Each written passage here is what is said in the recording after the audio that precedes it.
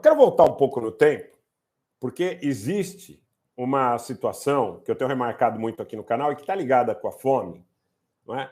É um livro do Kees van der Pijl, um holandês, o Kees van der Pijl, que escreveu um livro chamado A Nova Guerra Fria e o Prisma de um Desastre, onde ele fala sobre a Ucrânia e o voo MH17.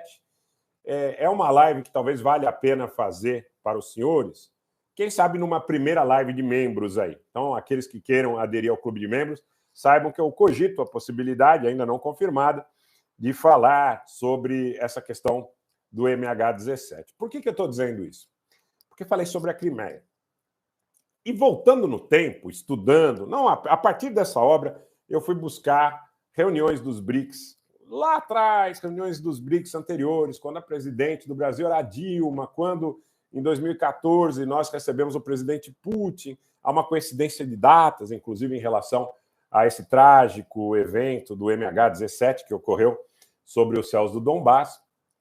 E o que eu pude observar, pessoal, é que aquela concessão feita pela Europa em relação à Crimeia, quer dizer, a Europa, de alguma forma, fechou os olhos, segundo os seus prismas e seus parâmetros, quando os russos acabaram obtendo o controle físico da Crimeia, que foi um evento na sucessão do Euromaidan. Ali acabou acontecendo, o governo da Merkel na Alemanha, uma aproximação muito grande da Rússia e da China com a Alemanha. Ali acabou acontecendo um evento de aproximação muito grande da França com a Rússia e com a China. E tudo isso desgostou muito o mundo anglófono. Vai fechando todo o quebra-cabeça do que nós estamos construindo aqui. Se trata de uma disputa pela matriz energética, pela essência da matriz energética. É petróleo e gás ou são essas energias novas aí que George Soros, por exemplo, vive remarcando aí que são necessárias e urgentes, né? Senhores, o que eu quero dizer é o seguinte. Entendam como quiserem, tá? Eu só vou dar uma pitada, vocês podem fazer analogia se acharem que devam fazer, se acharem que não cabe, não façam, mas eu vou dar uma pitada de uma informação que talvez seja um game changer, talvez seja uma total mudança na visão de muita gente aqui no Brasil. Esse negócio, não só do Nord Stream 2, mas esse negócio desse forte pacto entre a Rússia e a União Europeia em relação à dependência de combustíveis, com o conflito na Ucrânia, ele passa a ser esgarçado, de alguma forma ele passa a ser rompido, ele passa a ser afetado. Da mesma feita, em 2014, quando ocorreu esse trágico evento com o MH17,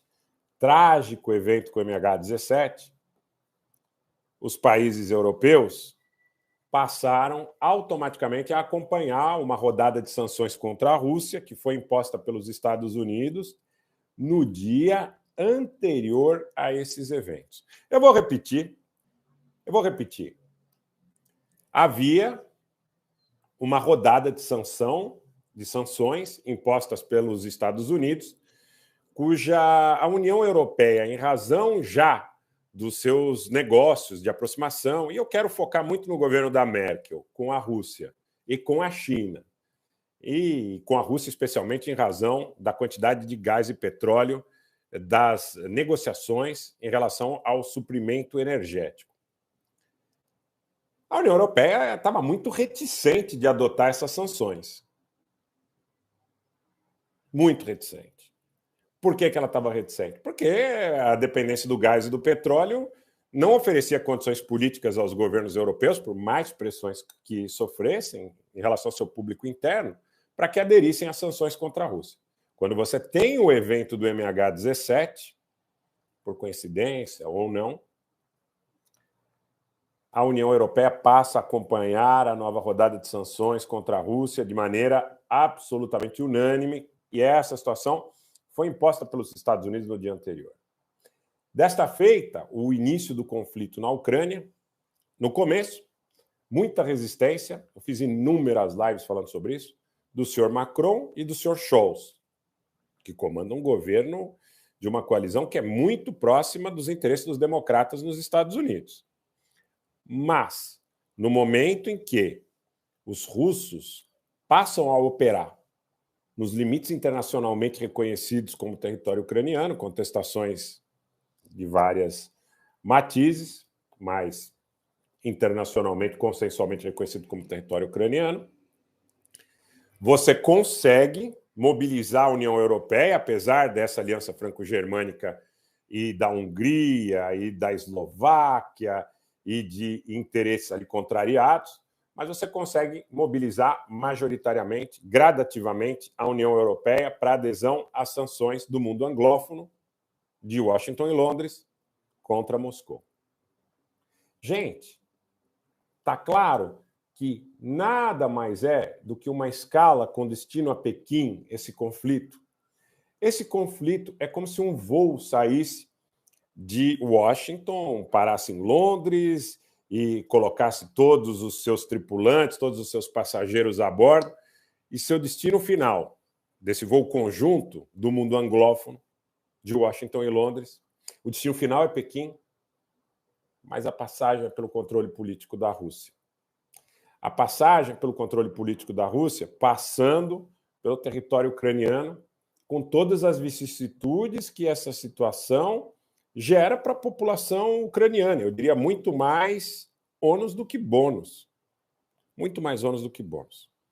Vocês conseguiram compreender a lógica da comparação que eu fiz com o que aconteceu em 2014 e com o que acontece agora?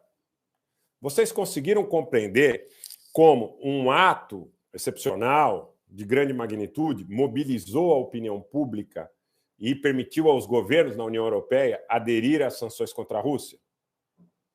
Naquela ocasião, foi o voo MH17 da aerolinha da Malásia. Dessa feita, as operações militares no território ucraniano, que permitiram aos governos na União Europeia dizerem para as suas populações, dizerem para a sua cidadania, de um modo geral, inclusive para os seus partidos políticos, para sindicatos, enfim, para a própria organização, para as instituições dos Estados nacionais, que era mais do que necessário sancionar a Federação Russa. Você tem claríssimos indícios de que essa união entre a China e a Rússia é firme. Aconteceu ontem. Nós tivemos o sobrevoo de caças russos e chineses em conjunto sobre o Mar do Japão e sobre o Mar do Sul da China, também o Estreito de Taiwan.